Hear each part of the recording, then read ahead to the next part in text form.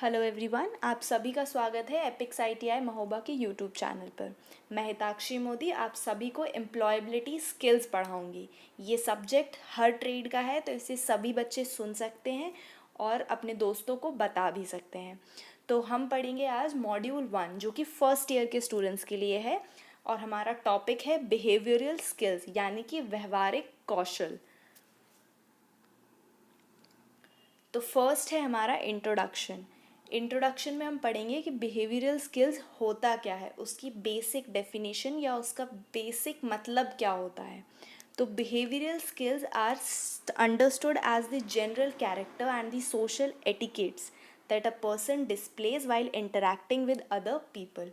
तो व्यवहारिक कौशल एक व्यक्ति दूसरे व्यक्ति से बात करते समय कैसी चीज़ें शो करता है, कैसे अपने आप को प्रस्तुत करता है, जैसे कि उसका बात करने का तरीका, उसका व्यक्तित्व, उसके लक्षण, सामाजिक गौरव, संचार, भाषा, व्यक्तिगत आदतें, ये सभी कुछ मिलाकर व्यवहारिक कौशल पता चलता है।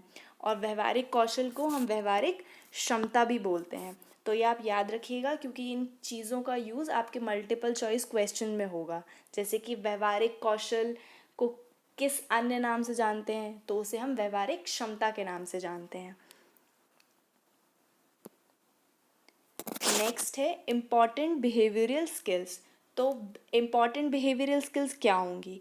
हमारी स्किल्स जो किसी से बात करने में या किसी के साथ व्यवहार में जो दिखती हैं, वो स्किल्स हम इसमें पढ़ेंगे। जैसे कि फर्स्ट है हमारा एटीट्यूड, अभिवृत्ति जिसे कि हिंदी में बोला जाता है। तो जो भी लोग अपना एग्ज़ाम हिंदी में देंगे वो इन चीज़ों का ध्यान रखेंगे। तो एटीट्यूड आपका कैसा है जब आप किसी से बात कर रहे हैं या आप किसी से मिल रहे हैं, तो वो डिसाइड करेगा आपका व्यवहारिक कौशल कैसा है। गुड कम्युनिकेशन, संप्रेषण। गुड कम्युनिकेशन आपको बात करने का तरीका, आपका बात करने का तरीका जो है वो कितना अच्छा है और कितना गुणवान है। कॉन्फिडेंस, आत्मविश्वास। कॉन्फिडेंस और आत्मविश्वास तो आपको पता ही है, जब आप किसी से बात करते हैं और आपकी बात में कॉन्फिडेंस या आत्मविश्वास की अगर कमी होती है तो आपकी बातों का वज़न कम हो जाता है।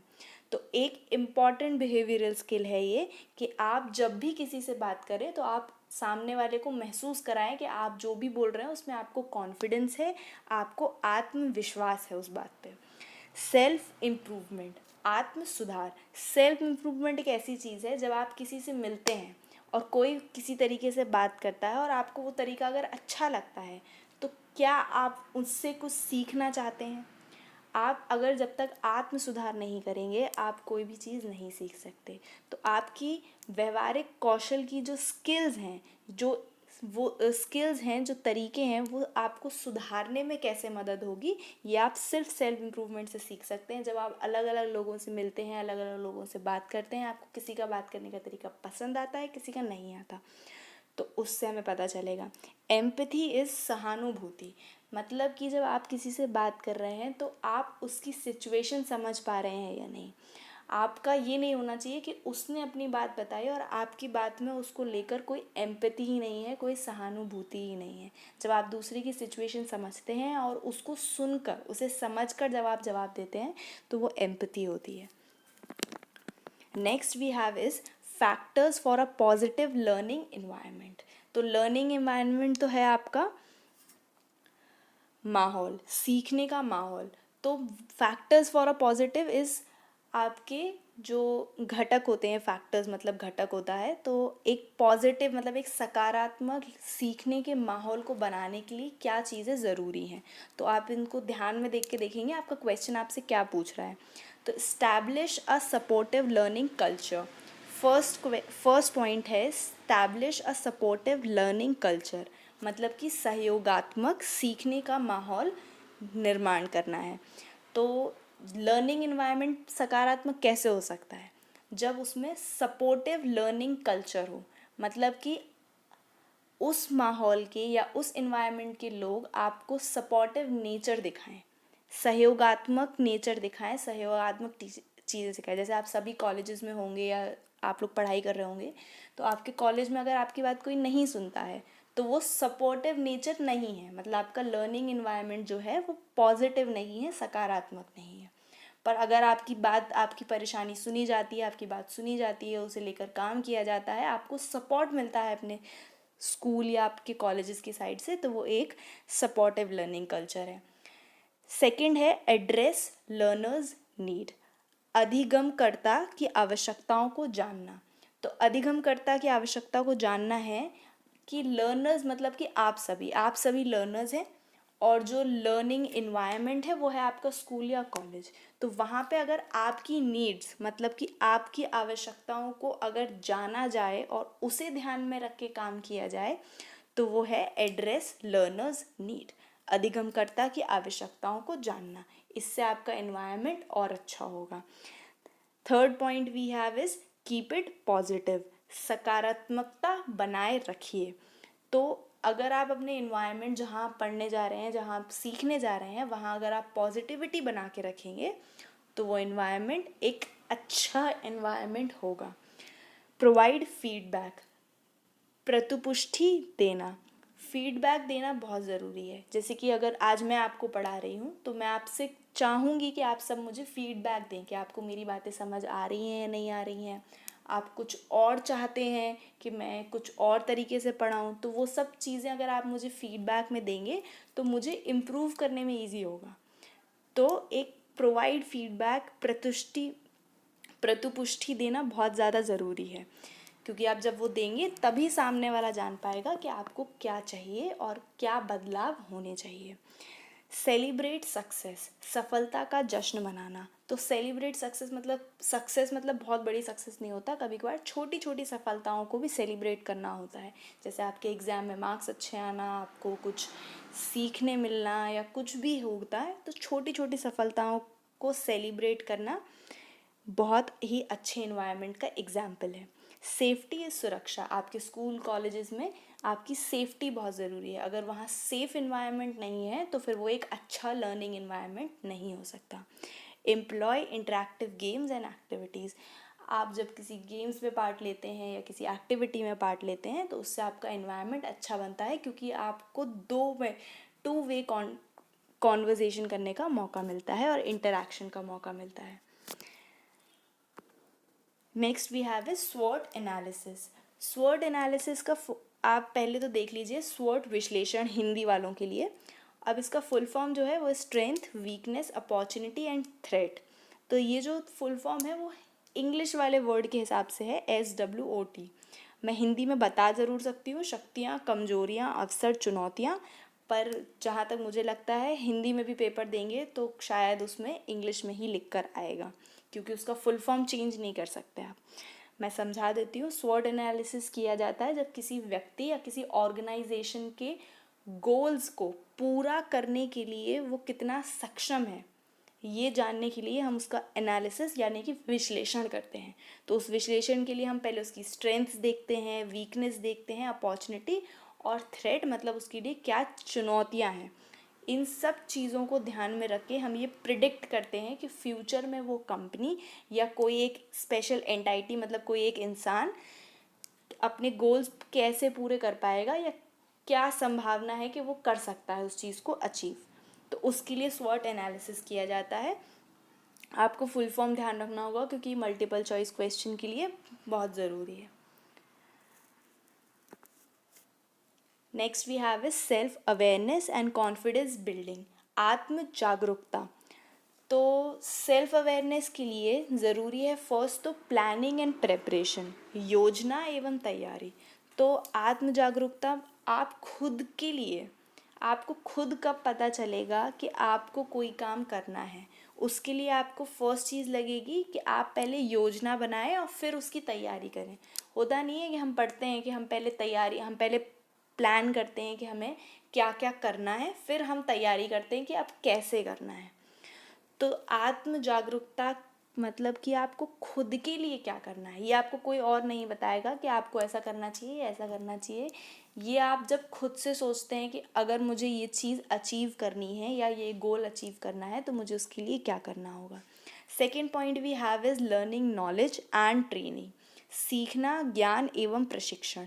तो लर्निंग पहले सीखना, नॉलेज मतलब ज्ञान, फिर ज्ञान को प्राप्त करना, उसको याद करना, एंड ट्रेनिंग, फिर उसको रियल लाइफ में एक्सपेरिमेंट करना, मतलब आपको रियल लाइफ में उसे यूज़ करना, जो भी आपने सीखा है, जो भी आपने ज्ञान लिया है, उसे एक्चुअली करके देखना। फिर हमारा थर्ड पॉइंट है पॉजिटिव थॉट, इस सकारात्मक विचार। तो सकारात्मक विचार होना बहुत ज़रूरी है, क्योंकि जब आप खुद के लिए पॉजिटिव नहीं सोचेंगे तो आप कोई काम नहीं कर सकते हैं। तो ये बहुत ज़रूरी पॉइंट है और ऑलमोस्ट आपको हर चीज़ में मिलेगा, हर अच्छी चीज़ में आपको पॉजिटिव होना ज़रूरी है। Fourth point is use criticism as a learning experience, सीखने के अनुभव के रूप में आलोचना का प्रयोग।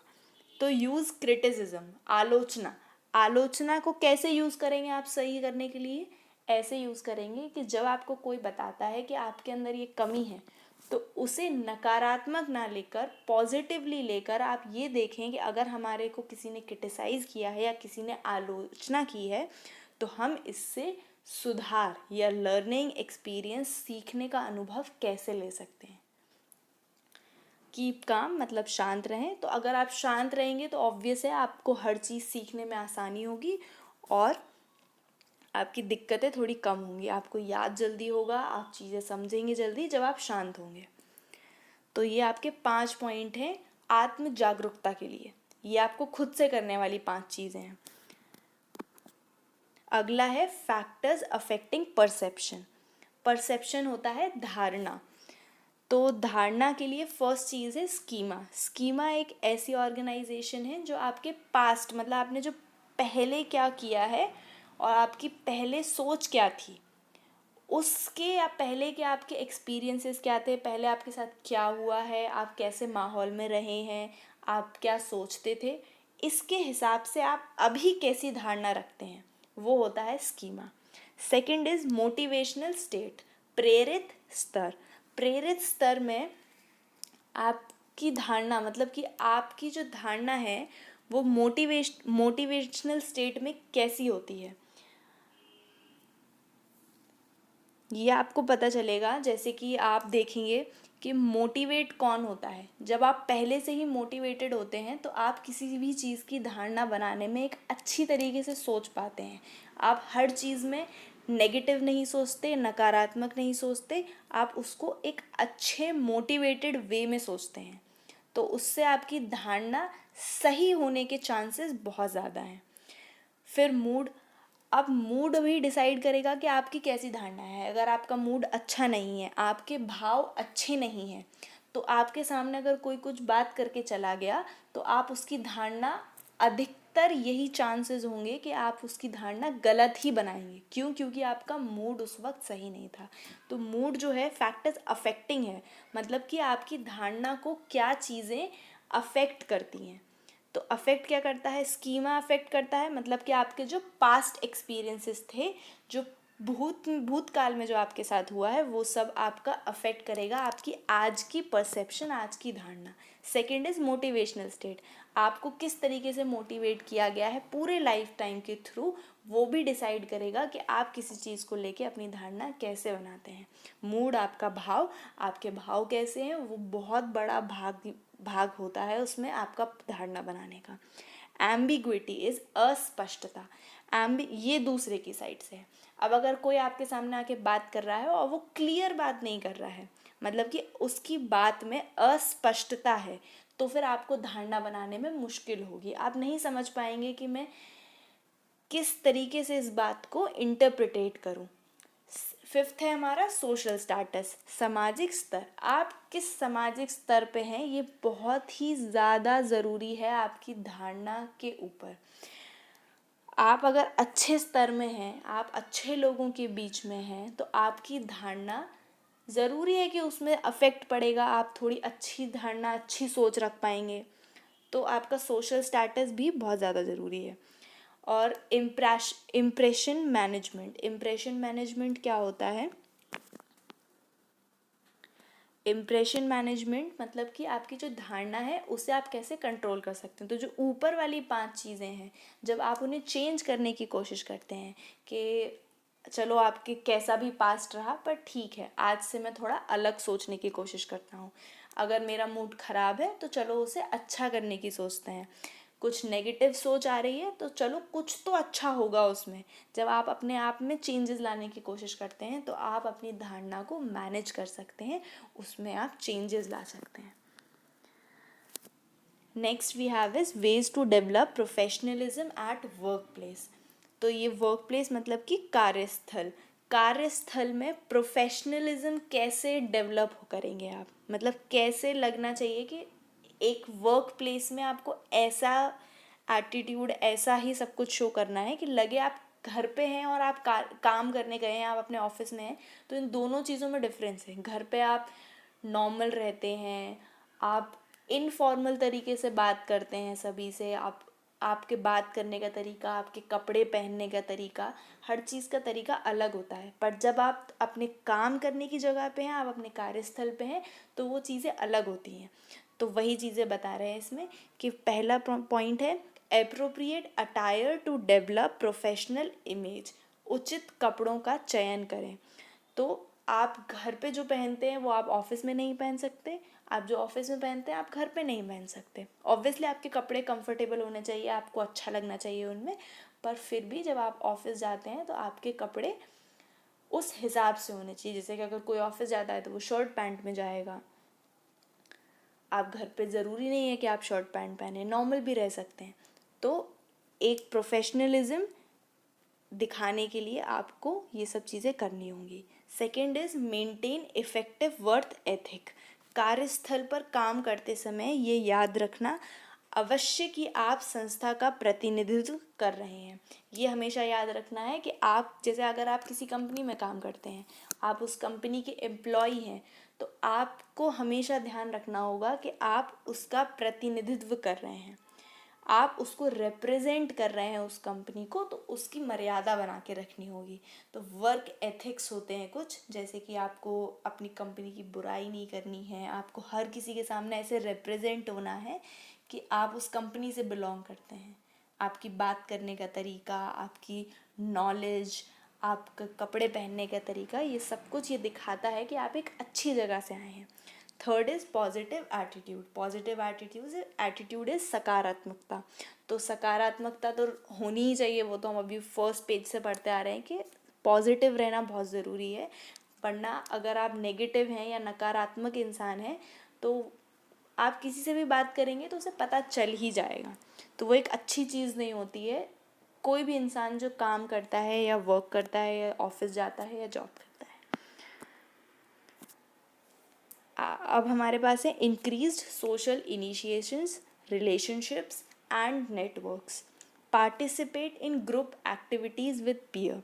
तो सोशल इनिशिएशन मतलब कि अपने आप को सोशल रिलेशनशिप में कैसे आप इंट्रोड्यूस करेंगे, कैसे आप मतलब कि चार लोगों से कैसे आप व्यवहार बनाएंगे। तो फर्स्ट उसके लिए आप करेंगे क्या, समूह कार्यों में भाग लेकर। कोई भी ग्रुप एक्टिविटी होती है, कोई प्रोजेक्ट है, कोई काम है, तो आप उसमें अगर पार्टिसिपेट करेंगे तो आप बहुत सारे लोगों से सोशल रिलेशनशिप्स बनाएंगे। Second is share your ideas and views. अपने विचारों तथा योजनाओं का प्रसार करके। तो अगर आप कहीं काम कर रहे हैं या आप किसी सोशल प्लेस में हैं तो आप अपने आइडियाज़ या आप क्या सोचते हैं वो हमेशा बताइए, रखिए। क्योंकि जो लोग आप जैसा सोचते होंगे, जिन्हें आपका आइडिया अच्छा लगता होगा, इससे आपका जो नेटवर्क है वो बहुत अच्छा बन जाएगा। Look for opportunities to promote self. विभिन्न अवसरों पर अपने आप को बढ़ावा दें।